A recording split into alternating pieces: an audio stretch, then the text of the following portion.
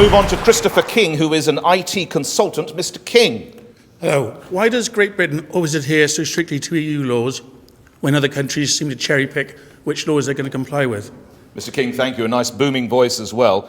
Nick Clegg, it falls to you first. Your minute. Actually, we're roughly middle of the pack. There are some other European countries, Christopher, that are better at kind of, abiding by the rules. There's some that are worse.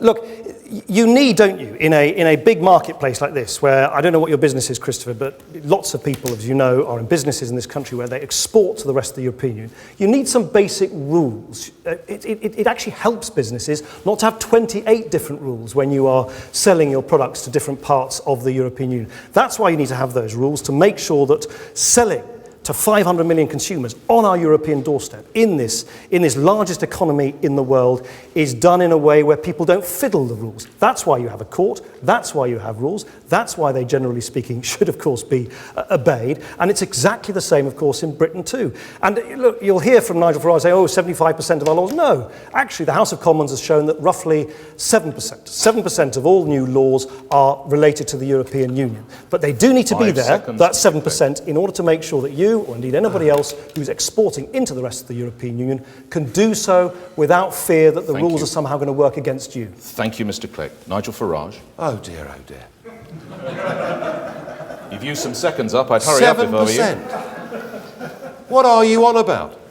We had one of your friends from Brussels, Commissioner Viviane Reding, in London the other week, saying we must all sign up to United States of Europe and we must recognise the importance of Brussels because, after all, it makes 70% of our laws. Even Gordon Brown said over half our laws are made in Brussels. In Germany, the former president conducted a review and concluded that 84% of their federal laws were conducted in Brussels, and you put this pretense out to people. Many in this room are running businesses who know that all the regulations that affect their business are made in Brussels.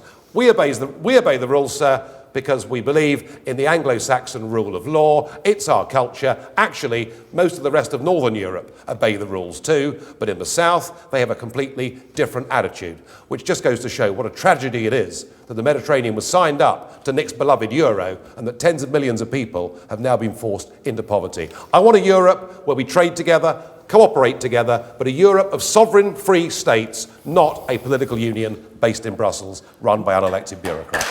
Nigel Farage, where do you get the 75% of laws figure from?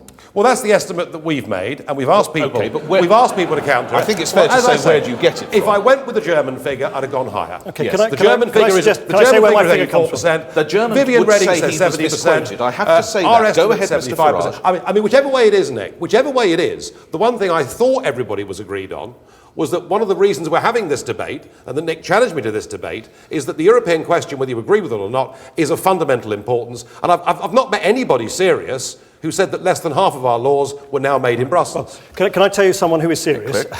It's the House of Commons Library, and I suspect the House of Commons Library is going to know better than Nigel Farage or indeed the German president or anybody else how many laws in the House of Commons, which is where laws are transposed onto the statute book, how many of them are generated here in Britain, how many of them are generated in the European Union. Their estimate is 7%, not 75%. What we've heard this evening on jobs, on immigration, on investment, and now on EU laws, again and again and again, are the wrong facts. Now, let's disagree, fine, but I really do think that we owe it to you, we owe it to everybody to make sure that these debates on a very important issue is at least based on facts. And the House of Commons Library has been unambiguous, has said that it is 7%, not 75%, All right. and I believe them.